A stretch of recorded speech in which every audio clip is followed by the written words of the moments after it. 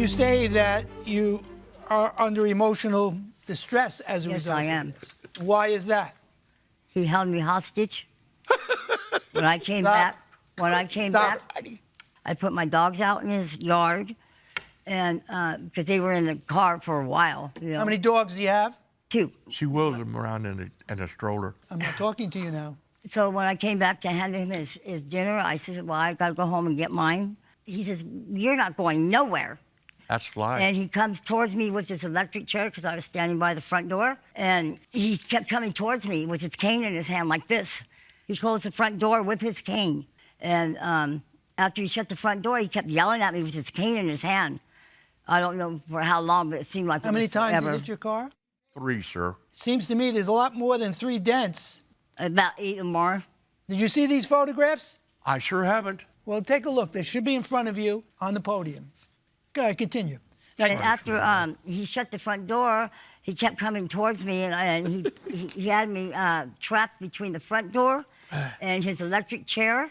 And What was he saying to you, if anything? I couldn't make out because he had been drinking. I was scared to death. And there was 3 rifles leaning up against his couch. I don't know if they were loaded or not, but that scared me even more. You know, I pretended like I wasn't scared. I didn't cry or nothing, you know. So when he turned around and took a sip of his beer, that's when I jumped on his couch, ran towards the back door, and I was crying. I was saying, oh, I'm free, you know. My dogs, when they see me, they jumped in the car, and I just started my car, and I left. I went down to 7-Eleven, and I called 911. Nothing like this has ever happened before? No. I was traumatized. You went to a physician? You went to a doctor? Because I couldn't sleep. I'd wake up, and like the episode was happening all over again.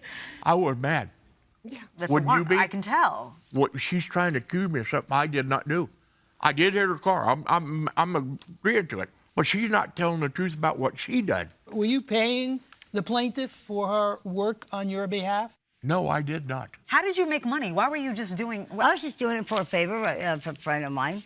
You know, I help out You ever people. take I help out my neighbors and doctor's everything. appointments? But I can't carry I think we've had as much as we can. Take. Do you I'm have anything good. else? No. We're going to excuse you both while we deliberate in this matter Yes, and sir. while I still have a voice. We've reached a verdict. Judges Tewalde and Juarez believe that both of you have met your burdens and your allegations in this case. However, they believe that your damages in this case would not amount to more than $1,000, and that your damages, according to your cross-complaint, was for $1,000, and therefore it's a zero sum. Neither of you get a penny.